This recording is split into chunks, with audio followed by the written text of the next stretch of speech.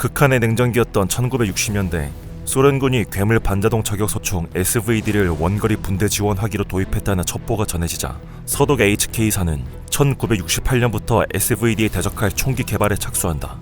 하지만 4년 뒤 패전국이었던 독일이 라인강의 기적을 일으키며 개최했던 미넨 올림픽에서 9명의 인질 전원이 사망하는 충격적인 테러 사건이 발생하자 HK사는 새로운 차원의 반자동 저격소총 PSG-1을 만들어내는데 전방에 좋아요를 향해 발사!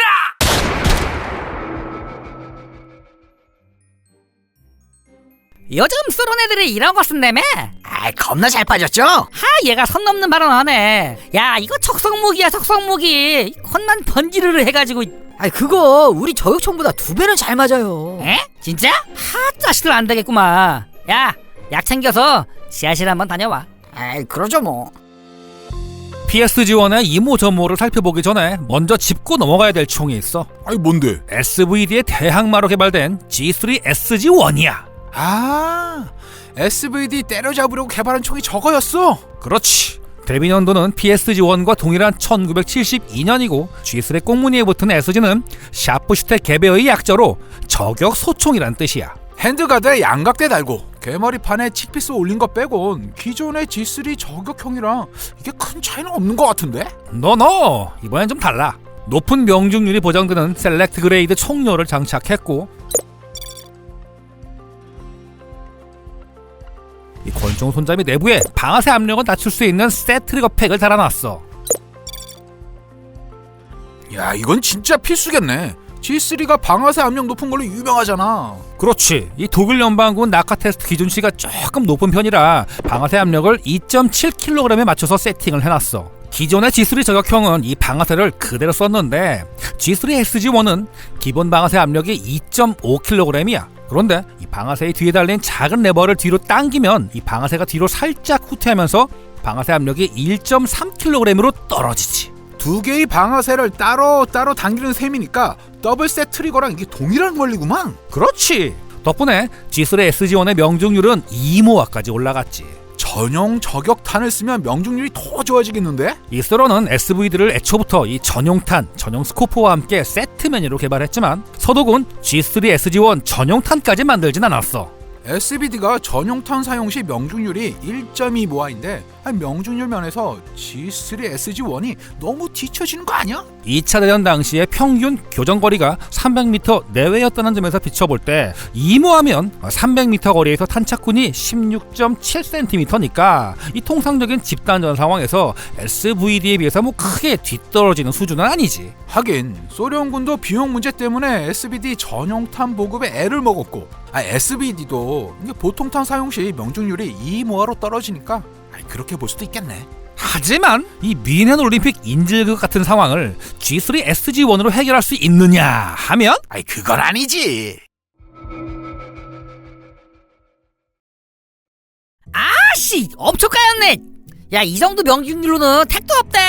이제 더 바꿀 것도 없는데 어쩌죠? 야, 그럼 이 총 대신에 약을 한번 바꿔봐. 물파스 말고 다른 거 없어? 약칠도 적당히 하셔야지. 이러다 걔 죽어요. 우리도 자존심이 있지. 뭐 이 정도 총으로 만족하면 되겠어? 그럼 어떻게 할값쇼? 싹 갈아버려. 그러죠 뭐. G3SG-1이 G3 전투소총의 플랫폼을 최대한 활용한 지정사수 소총이었다면 PSG-1은 G3 전투소총의 플랫폼까지 갈아치우고 이 잠재력을 극한으로 끌어올린 저격소총이었어. 좋아. G3가 어떤 식으로 개조됐는지 하나씩 짚어보자고. 우선 총열. G3SG-1의 경우에 G3용 총열과 동일한 형태 그리고 동일한 길이의 셀렉트 그레이드 총열로 바꾼 정도였지만 PSG-1엔 기존 총열보다 200mm나 길어진 650mm짜리 초정밀 중총열이 완벽하게 프리플로팅 방식으로 장착됐어. G3랑 비교해봤을 때 확실히 차이가 나는구만. 근데 G3 총몸이 철판 프레스제 반으로 접어서 용접한 깡통 총몸이잖아. 그렇지. 저 무거운 총열이 이게 총몸이 버텨? 그냥은 못 버티고 이 특제 총목이 들어가지. 총목? 저기 보이는 게 G3용 총목인데 영어로 배럴 익스텐션 혹은 트로니언이라고 해. 이게 어떤 식으로 결합되냐면 일단 이 트로니언에 총열을 프레스기로 끼운 다음 트로니언을 총몸에 용접하는 방식이지. 참고로 트로니언 안쪽엔 로킹 롤러가 맞물리는 홈파이어 있어서 이 약실 폐쇄에도 굉장히 중요한 역할을 담당하지. 그럼 결론적으로 PSG-1은 크고 묵직한 중총열을 쓰는 만큼 이걸 떠받치는 트로니언도 큼지막하겠구만. 그렇지. G3용 트로니언은 이 총몸에 쏙 들어가지만 PSG-1용 트로니언은 총몸 바깥으로 툭 튀어나올 정도야. 아이구야, 총몸 휘어지겠다. 그래서 이 총몸 좌우에 철제빔을 용접으로 덧대놨어. HK-21 다목적 기관총에도 저런 게 붙어있던데 같은 용도구만. 맞아. 그런데 PSG-1 총몸엔 용접으로 붙여둔 파트가 하나 더 있어. 아니 뭔데? 스코프 마운트.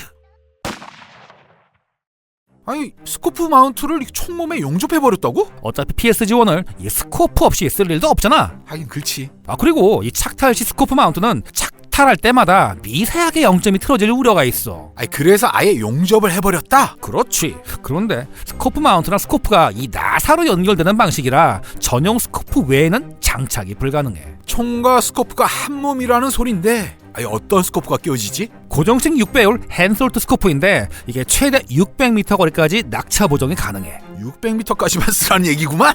그리고 부가 기능으로 이 스코프 좌측면에 있는 버튼을 누르면 렉티클 발광 기능이 작동되고 2분 뒤에는 자동으로 꺼져. 그리고 스위치를 돌려서 광량 조절도 가능하지. 오, 꽤 비싸 보이네. 이게 총 가격의 거의 5분의 1 수준이야. 아니, 스코프 망가지면 대책이 없겠는데? 총을 통째로 HK를 보내야지. 환장하겠네. 다음으로 넘어가 보자고. G3 SG-1의 경우 이 개머리판에 높낮이 조절만 가능한 칙필스를 붙여놨지만 PSG-1엔 높낮이는 물론 길이 조절까지 가능한 개머리판을 달아놨어. PSG-1은 저 개머리판이랑 권총 손잡이 때문에 경기형 소총 느낌이 나는 것 같아. 그렇지. 일단 권총 손잡이 본체는 그립감 좋은 월러째로 바뀌었고 높낮이 조절 가능한 팜레스트를 달아놔서 안정적으로 파지할 수가 있어. 그리고 이 방아쇠에 트리거 슈를 달아놔서 방아쇠 압력을 손끝에 최대한 분산시켜서 안정적으로 당길 수 있게 해놨지. 권총 손잡이 내부에 들어있는 트리거 팩도 크게 달라졌는데 일단 저격엔 전혀 쓸모없는 완전 자동 기능은 삭제하고 이 반자동 사격만 가능하게 해놨어. 그리고 방아쇠 압력도 1.5kg으로 확 낮춰놨지. G3 SG-1은 방아쇠 압력을 1.3kg까지 낮출 수 있다면서. PSG-1이 훨씬 더 정밀한 총인데 왜 방아쇠 압력이 더 무겁지? G3 SG-1용 셋트리거는 이 방아쇠 압력을 낮춰서 쏘려면 매번 쏠 때마다 레버를 당긴 다음 쏴야 돼. 한 발 쏘면 세트리거가 풀어지는구만. 그렇지. 그에 비하면 PSG-1은 방아쇠 압력이 늘 1.5kg이야. 물론 이 방아쇠 압력 자체를 더 낮출 수도 있지만 방아쇠 압력이 너무 낮으면 반동으로 인한 충격 때문에 이 자동 재장전 과정에서 해머를 걸어 잠그는 시어가 풀릴 염려가 있어. 아무리 반자동 저격총이 날고 기어도 수동 장전 시 볼트 액션 라이플을 따라갈 수 없는 한계가 바로 그런 점이구만. 그 한계를 최대한 극복하기 위해서 PSG-1 트리거 팩엔 특별한 기능이 하나 더 추가돼 있지. 뭔데? 방아쇠 록 타임이 짧아. 록타임? 시어에서 해머가 풀린 직후부터 뇌관이 터질 때까지 걸리는 시간이야. 좀 이해하기 쉽게 설명해봐. 공기총 사격 선수들 보면 이 격발한 후에도 잠깐 동안 이 자세를 갖다가 그냥 유지하고 있잖아? 그렇지. 그게 이 록타임하고 관련이 있어. 방아쇠를 당겨서 시어가 풀렸다고 해도 실제로 가스가 분출돼서 총알이 빠져나갈 때까지 걸리는 시간이 대략 한 0.2초 정도야. 그래서 방아쇠를 당기자마자 총을 움직이면 어떻게 되겠어? 명중률이 틀어질 우려가 있다 이거지. 록타임을 줄여놨다는 건 결국 명중률 향상을 위한 튜닝의 셈이구만. 그렇지. 사실 볼트 액션 라이플은 자동 소총보다 구조적으로 록타임이 짧아. 아니 왜? 볼트 액션 라이플의 경우에는 방아쇠를 당기면은 시어에 걸려있던 공이가 짧게 수평 운동을 해서 탄약의 뇌관을 터뜨리는 방식이야. 그런데 자동 소총은 이 해머가 스윙 운동을 해서 공이를 때려주는 방식이라 록타임이 볼트 액션 방식에 비해 상대적으로 길 수밖에 없어. 칼 98K의 경우에는 록타임이 0.05초, AK의 경우에는 록타임이 0.1초 정도지. PSG-1도 자동 소총 베이스니까 해머를 쓸 테고 해머를 쓰는 경우 록타임을 줄이려면 두 가지 방법이 있을 것 같은데. 어떤? 해머의 무게를 줄여서 스윙 스피드를 높이거나 혹은 해머 스프링의 강도를 세게 하거나. 해머의 무게를 줄이면은 공의 타격력이 떨어지기 때문에 격발 불량이 날 수 있지. 그래서 HK 제작진은 PS-G1 해머의 코킹 위치를 G3보다 훨씬 앞으로 가 있게 설계를 했어. 아니 저렇게 하면 기존의 해머 스프링으로는 타격력이 딸려서 스프링을 훨씬 센 놈으로 바꿔야 할 것 같은데. 아니 그렇게 하면 방아쇠 압력도 올라가잖아. 예리한데? 이 G3의 경우 해머와 해머 스프링에 끼워지는 스트럿 연결부가 한 축으로 고정돼 있어. 그런데 이 PS-G1의 경우에는 이 축이 상하로 움직여. 아, 해머를 밀어제끼는 힘점의 위치가 달라지는 거야? 그렇지. PS-G1 해머의 경우에는 코킹된 상태에서는 이 힘점이 해머 하단부에 있어서 밀어주는 힘이 약해. 즉 방아쇠를 슬쩍 건드려도 해머가 풀린다 이거지. 그런데 일단 풀리고 난 뒤에는 힘점이 해머 상단으로 순식간에 이동하기 때문에 해머의 전진 속도가 확 증가하면서 타격력이 엄청나게 증가하지. 와, 아니 저런 방법이 있었어? 그 밖에도 이 사격할 때 걸리적되지 않게끔 5발만 수납되는 숏탄창을 별도로 제작을 했다든지 M16A1처럼 노르쇠 전진기를 달아서 장전 소음을 최대한 줄일 수 있게 만들어놨어. 진짜 G3를 완전히 황골탈퇴시켜놨구만. 아, 1모아급 반자동 저격총이 이게 괜히 나온 게 아니었네. 이 정도 가지고 일모아가 나올 것 같아? 너?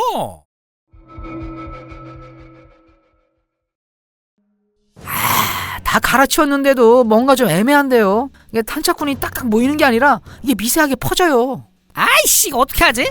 그냥 납품하죠. 아씨 야 한 번 더 당겨와. 예, 알겠습니다. 아니 문제가 뭐였어? G3의 핵심이라 할 수 있는 로킹 롤러가 문제였지. 아이 좀 쉽게 말해봐. 격발 후 후퇴했던 볼트 헤드랑 볼트 헤드 캐리어, 즉 볼트 그룹이 앞으로 전진해서 다시 폐사가 이루어지는 과정에서 뒤로 되튕기는 바운스 현상이 생겨. 바운스 현상이 생기더라도 로킹롤러가 양쪽으로 걸어 잠그니까 이게 별 문제가 없지 않나? 그 걸어 담그는 부분이 빙글빙글 돌아가는 롤러라는 게 문제야. 잘 봐봐. 롤러 지원 블로백 구조는 이 폐쇄 상태일 때 로킹 롤러가 로킹 피스의 경사면에 놓여 있잖아. 아이 그치. 바운스 현상이 생기는 순간 그 충격력 때문에 로킹 롤러가 살짝 돌아가면서 로킹 피스를 뒤로 밀어내. 아이 그러니까 바운스 현상 때문에 폐쇄가 풀린다는 거야? 물론 그걸 방지하기 위한 일종의 제동 장치를 달아놨지. 근데 이것도 볼트 헤드랑 볼트 헤드 캐리어를 확실하게 걸어 잠그는 구조가 아니라 마찰력으로 붙잡아주는 구조야. 안 풀릴 정도로 걸어 잠그면 폐쇄 자체가 안 풀리니까 저런 식으로 만들어놨구만. 빙고! 그래서 G3는 격발할 때마다 볼트 헤드와 볼트 헤드 캐리어 사이의 간격, 즉 볼트 갭이 불규칙적으로 벌어지지. 결론적으로 말해서 G3 계열은 이게 쏠 때마다 약실 개방 타이밍이 미세하게 다른 만큼 명중률도 미세하게 틀어질 수밖에 없다는 거네. 바로 그거야. 물론 롤러 지연 블로백 구조를 이 군용 소총에 적용할 경우에는 큰 문제가 아니지. 하지만 명중률이 극도로 중시되는 PS-G1 같은 저격총에선 큰 문제가 되지. 그래서 해결책이 뭔데? PS-G1엔 전용 티타늄제 로킹 롤러가 사용되는데 이 보시다시피 로킹 롤러의 한쪽 면이 평면으로 돼 있어.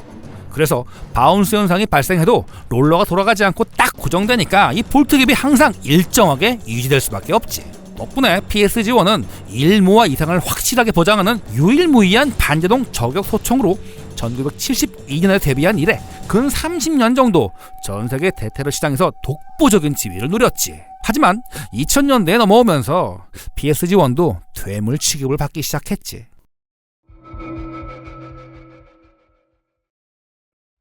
그 훌륭했던 PS-G1도 이런저런 단점이 많았어. 일단 자잘한 것부터 꼽자면 무게가 8kg에 육박한다거나 탄피가 너무 멀리 튄다. 또 스코프 교체가 안 돼서 유효 사거리가 600m밖에 안 된다 같은 건데, 사실 이건 도심지 한 군데에 틀어박혀서 흉악범이나 테러범을 때려잡는 PS-G1의 용도를 생각해 볼 때 큰 문제까지는 아니야. 근데 탄피는 왜 멀리 튀는 건데? 가스를 외부로 분출하지 않는 롤러 지원 블로백 방식이라 약실압력이 높으니까 AK나 M16 같은 가스압 작동식에 비해 탄피가 멀리 튈 수밖에 없어. 야전에서 이런 식으로 탄피를 뿌려대면 적들에게 흔적을 남기기 때문에 문제가 될 소지가 있지만 PS-G1 사수가 흉악범이나 테러범들과 추격전을 벌일 가능성은 사실상 없기 때문에 큰 단점은 아니지. 그럼 제일 큰 단점이 뭔데? 가격이었지. 1972년 출시 당시 가격이 $7,000 정도였는데 이 당시 기준으로 고급 승용차랑 맞먹는 가격이었어. 아이구야. 물론 1987년에 PS-G1과 동급 성능에 가격도 낮추고 무게도 낮추고 스코프 교체도 가능한 MSG90을 출시해서 꽤 히트를 치기도 했어. 하지만 2000년대에 접어들면서 더 싸고 더 잘 맞고 더 쓰기 편한 반자동 저격총들이 속속 등장하면서 PSG-1도 정상의 자리에서 내려올 수밖에 없었지. 총기의 세계에서도 영원한 승자는 없구만. 수고했고 지금까지 전 팬더 관장이었습니다. 감사합니다.